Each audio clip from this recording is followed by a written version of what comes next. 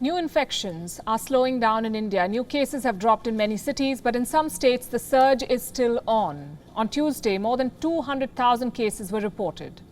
It was on this day that India also conducted the highest number of tests. In the last 24 hours, more than 2.2 million people tested positive in India. There is a worrying surge in Kerala and Tamil Nadu. On Monday, Kerala recorded almost 30,000 cases.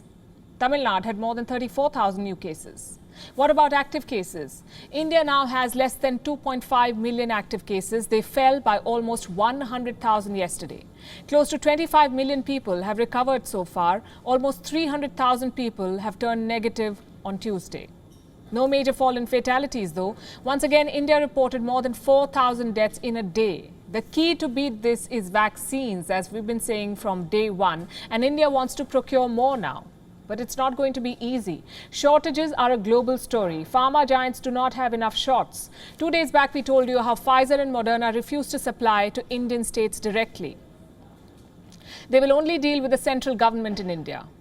So here is where things stand. Pfizer is ready to supply 50 million shots to India this year. 50 million shots. These doses could start arriving in July. And Pfizer can deliver the entire consignment by October. But it wants significant concessions. It wants indemnity.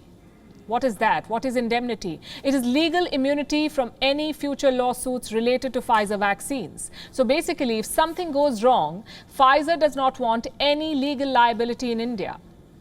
Can they demand something like that? Apparently they can.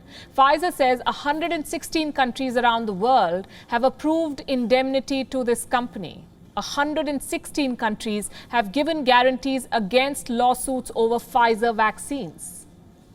The company cannot be held accountable if its vaccines cause adverse reactions in these countries. And governments have agreed to this clause. India hasn't. In fact, India has not granted indemnity to any vaccine maker so far. So if the government makes an exception for Pfizer, other pharma companies will also demand legal immunity. Also, why should a government grant such legal cover to a vaccine maker? This is borderline extortion. And this is not the end of Pfizer's demands. Reports say it has also sought relaxations on the regulatory front. Pfizer does not want to conduct even a bridging trial in India. This is a vaccine trial on only 100 people, bridging trial.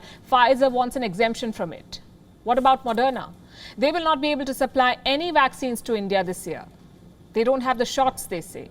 But Moderna is in talks with Indian players to bring a single-shot vaccine next year.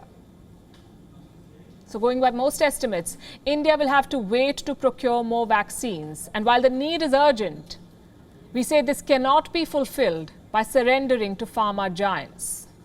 WION is now available in your country. Download the app now and get all the news on the move.